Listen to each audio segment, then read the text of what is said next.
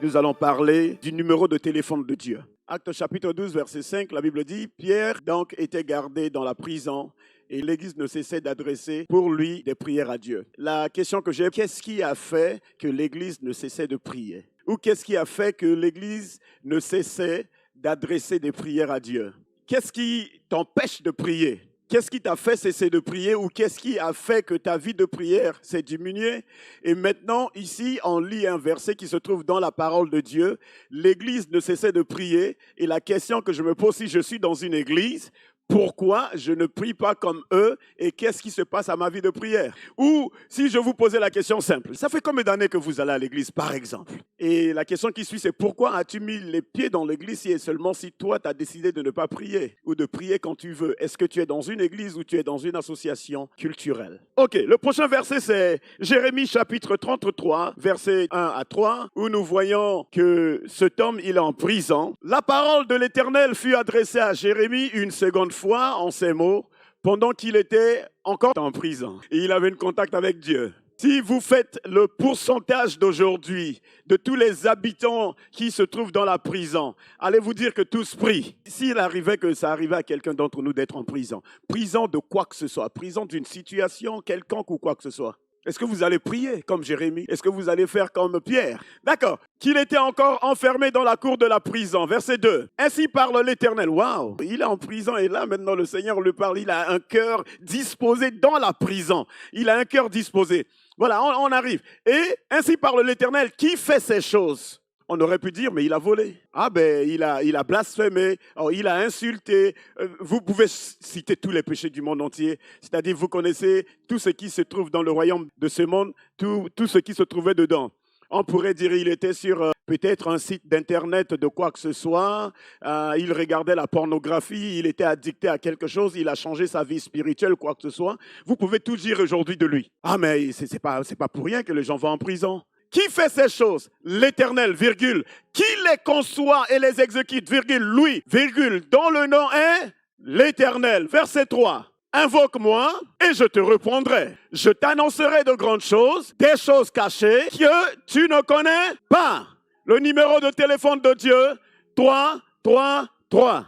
Je vais amener ça comme ça. Pasteur à 17 ans, j'avais un problème. Quand les gens me parlaient, c'est-à-dire ils te parlaient de leurs problèmes ou de leurs soucis, leurs problèmes et leurs soucis étaient encore plus importants dans ton cœur. Quand tu rentrais à la maison, leurs problèmes étaient toujours là.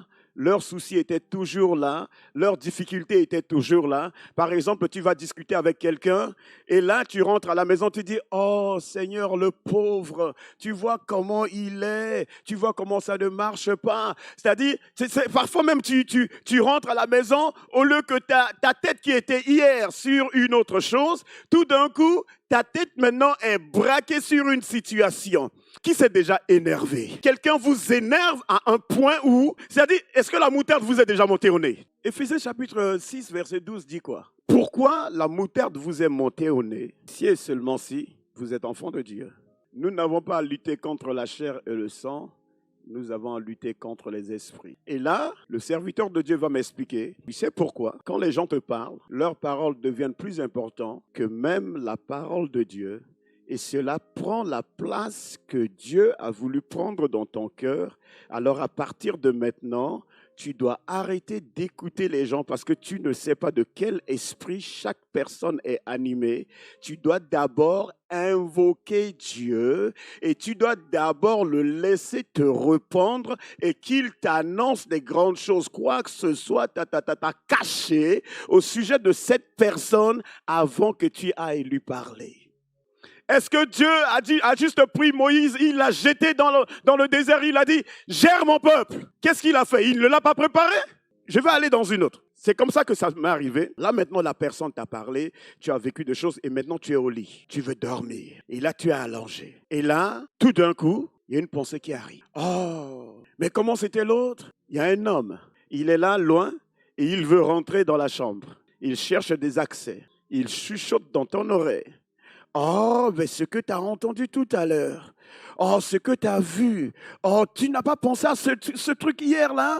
Oh, tu n'as pas vu l'erreur. Mais, qu'est-ce qui s'est passé dans le jardin d'Éden? Il a juste chuchoté des choses et ils sont tombés. Je peux te chuchoter des paroles et ces paroles peuvent te faire tomber. Parce que Je n'ai pas gardé le numéro de téléphone de Dieu.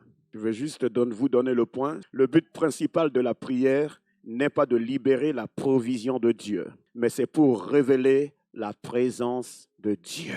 Si quelqu'un te dit, quand tu pries, tu reçois des provisions. Quand tu pries, Dieu va répondre à ça. Quand tu pries, Dieu va faire ça. C'est du mensonge. Beaucoup de gens ont cru à des mensonges et ont oublié la présence de Dieu. Si quelqu'un ne vit pas dans la présence de Dieu, Dieu ne peut jamais pourvoir. Abraham n'a pas dit que le nom de l'Éternel est devenu l'Éternel qui pourvoit jusque le jour où il est sorti de chez lui. Combien d'années à peu près? Vous avez fait combien d'années avec Dieu? Vous demandez des grandes choses. Soyons réalistes.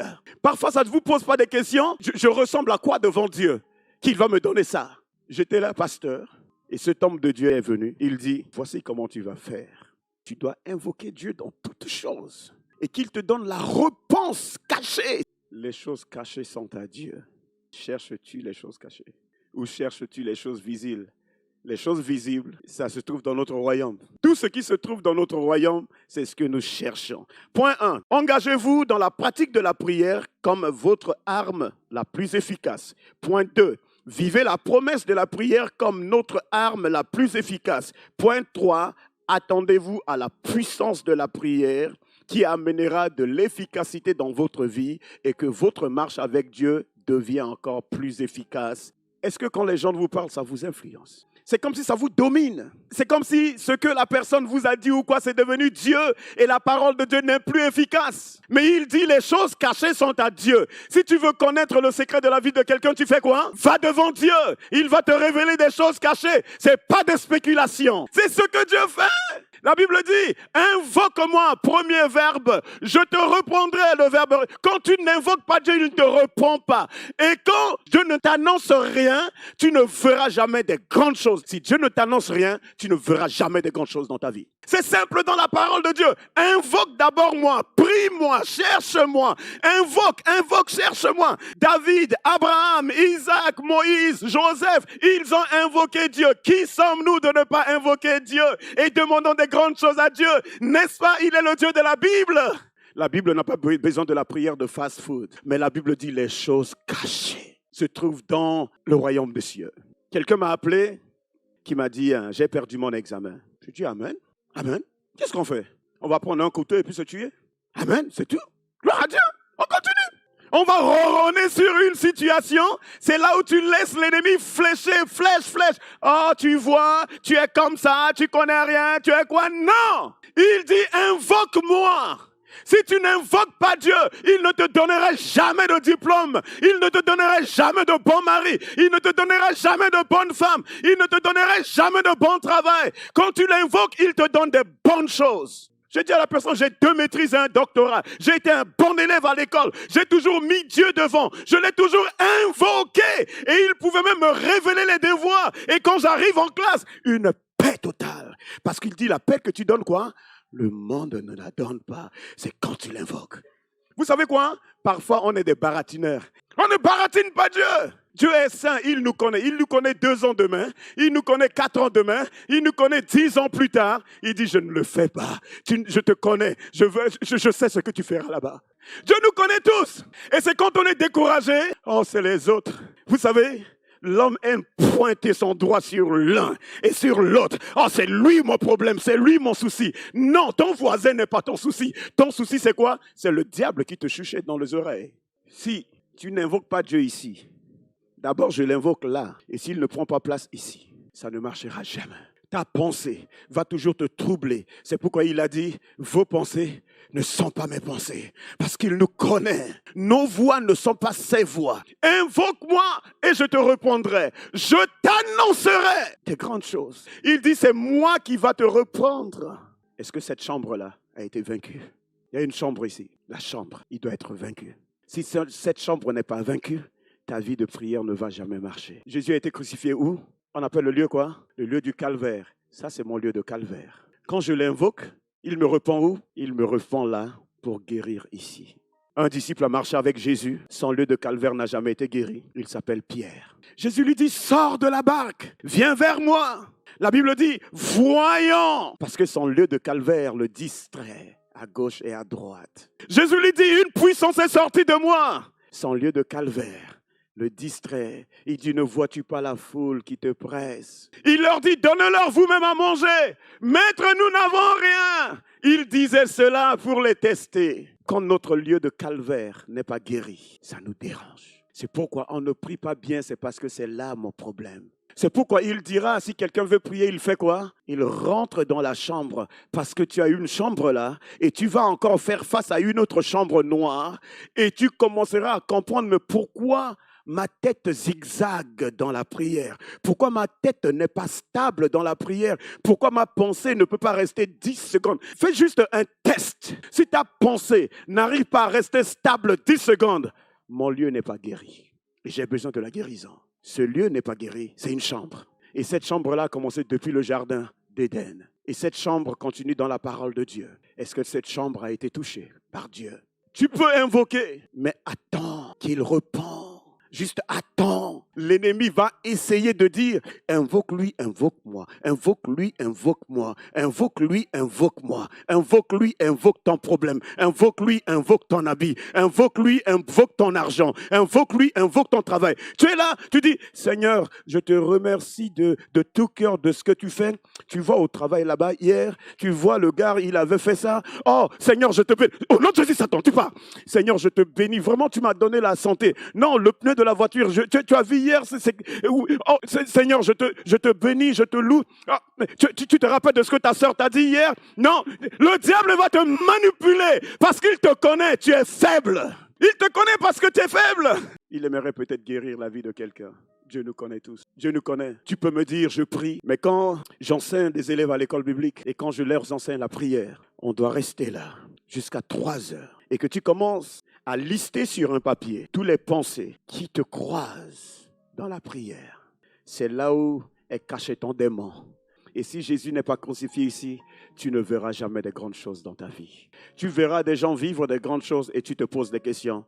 Pourquoi Dieu fait dans la vie de celui-ci et pourquoi pas moi? C'est ton bataille à toi.